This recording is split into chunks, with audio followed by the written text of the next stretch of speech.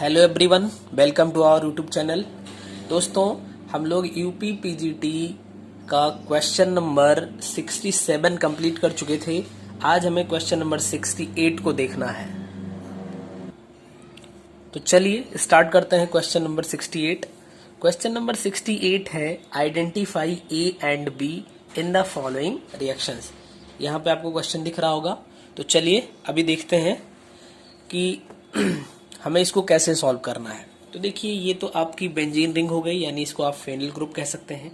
और यहाँ पे डबल बॉन्ड है, यानी कि ये एल्कीन है। ठीक है, तो एल्कीन सब्स्टिट्यूट अगर यहाँ पे बेंजीन से कनेक्टेड है, हमें इस पे HBr का रिएक्शन करवाना है। तो ये है एक एडिशन रिएक्शन। ये कैसा है? ये एक एडिशन रिएक्शन है। और हमें मालूम है कि एडिशन रिएक्शन जब किसी अनसिमेट्रिकल एल्कीन पर होता है तो वहां पे हम पढ़ते हैं मार्कोनिकॉफ रूल और एंटी मार्कोनिकॉफ रूल। ठीक है, तो सबसे पहले यहाँ पे प्रोडक्ट बाद में हम लोग फाइंड करेंगे। देख लेते हैं कि मार्कोनिकॉफ रूल क्या होता है और एंटी मार्कोनिकॉफ रूल क्या होता है। ठीक है, चलिए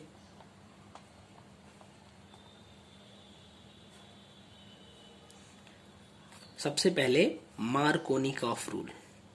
तो मार्कोनिकॉफ रूल बेसिकली है क्या?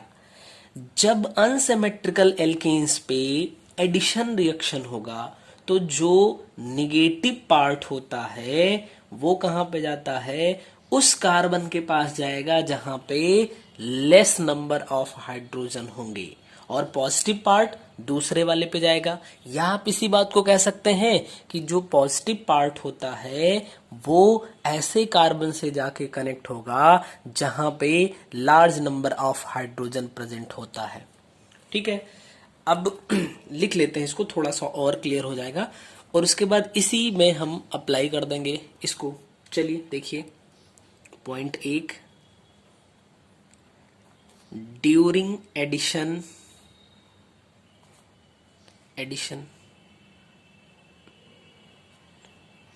to unsymmetrical alkene, the positive part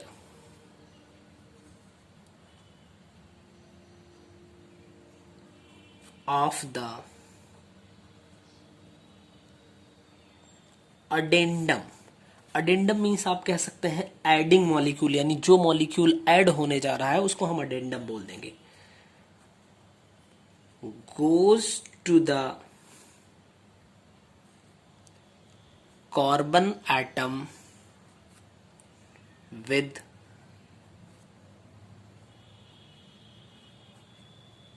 larger number of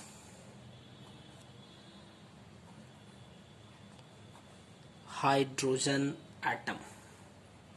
ठीक है, यानी जो पॉजिटिव पार्ट होगा अडेंडम का वो उस कार्बन पे जाके अटैच्ड होता है जहां पे ऑलरेडी नंबर ऑफ हाइड्रोजन ज्यादा होते हैं।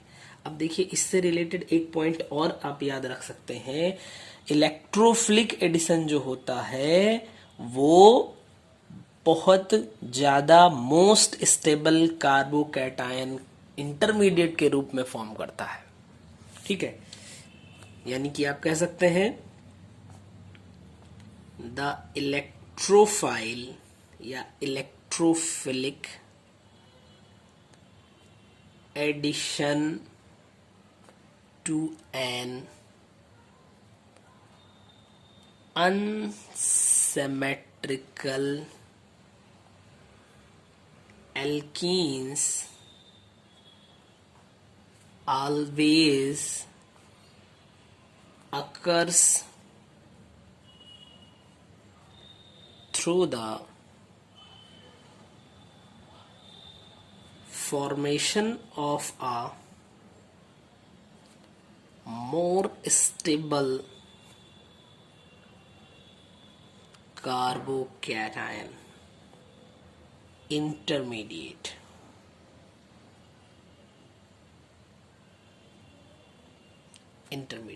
यानी कि इंटरमीडिएट क्या होता है, कार्बोकैटान होता है।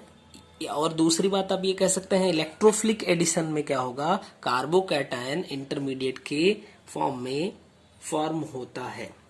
थर्ड पॉइंट आप कह सकते हैं this reaction proceeds through the formation of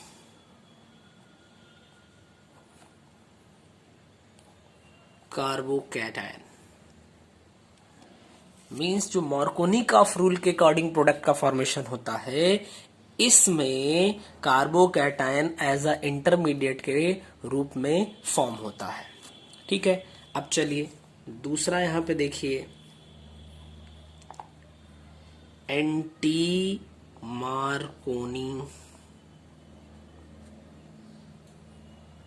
cough rule. Anti Markovnikov cough rule को ही आप कह सकते हैं खैरास इफेक्ट। खैरास इफेक्ट, या फिर इसी को आप कह सकते हैं पेरोक्साइड इफेक्ट। पेरोक्साइड इफेक्ट क्यों? क्योंकि जो आपका एंटी मार्कोनी कॉफ रूल में प्रोडक्ट का फॉर्मेशन होता है, ये पेरोक्साइड के प्रेजेंस में होता है, यानी किसी ऑर्गेनिक पेरोक्साइड के प्रेजेंस में होता है, इसलिए इसको पेरोक्साइड इफेक्ट बोलते हैं। और ये एक साइंटिस्ट के नेम से ले लिया गया कि इन्होंने इसको देखा था या इसके बारे में स्टडी की थी फर्स्ट टाइम, तो इसको खैरास इफेक्ट बोल दिया गया।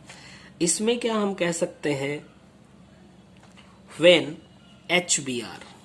HBr के केस के लिए ही बात होती है, when HBr is added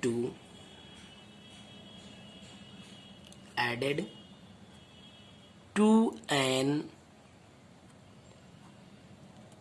unsymmetrical alkene in presence of an organic peroxide, in presence of an organic peroxide like ROO R-। तो देखिए यहां से ये इतना जो पार्ट होता है, यानी कि जब दो ऑक्सीजन एटम होते हैं वो सिंगल बॉन्ड से अटैच्ड होते हैं, तो वो पेरोक्साइड बॉन्ड होता है। ठीक है, तो ऐसी कंडीशन में क्या होगा, the positive part of addendum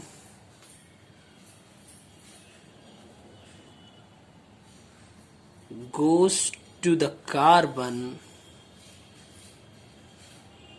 atom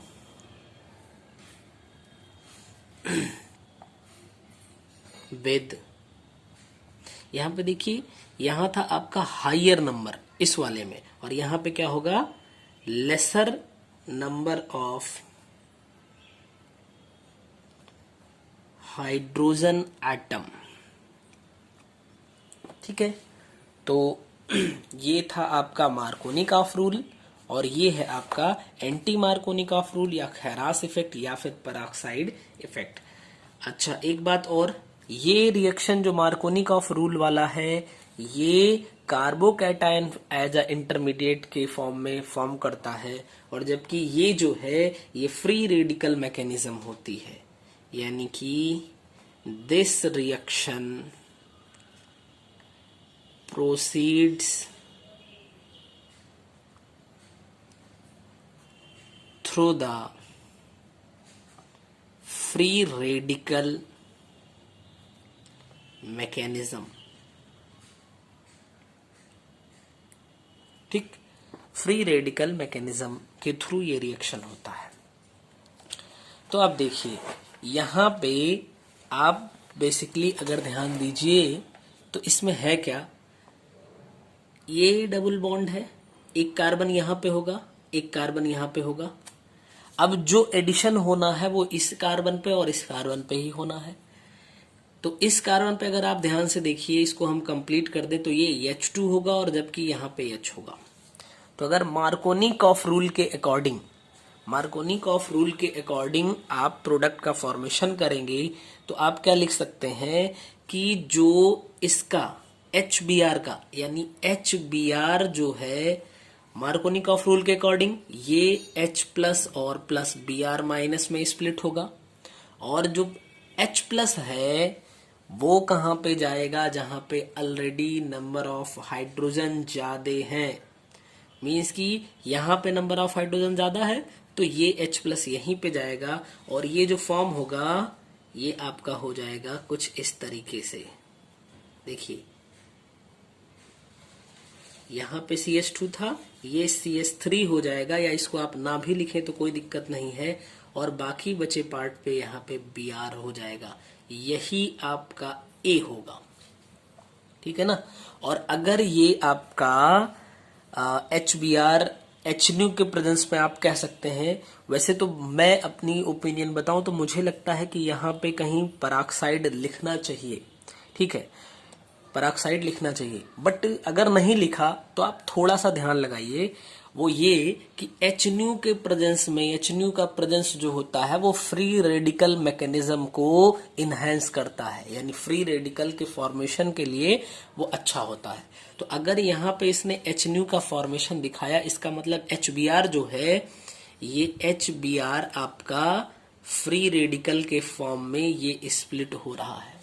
और अगर यहाँ पे फ्री रेडिकल का फॉर्मेशन हुआ, यानी कि ये जो रिएक्शन होगा ये एंटी मार्कोनी-कॉफ रूल के अकॉर्डिंग प्रोडक्ट देगा। आई होप कि समझ गए होंगे आप, ठीक है। तो एंटी मार्कोनी-कॉफ रूल यानी कि जिस तरीके से यहाँ पे बना उसका जस्ट अपोजिट बन जाएगा, यानी बी हमारा क्या हो जाएगा, हम यहाँ पे बेंजीन रिंग का फॉर्मेशन करेंगे और उसके बाद यहाँ पे ऐसे ऐसे।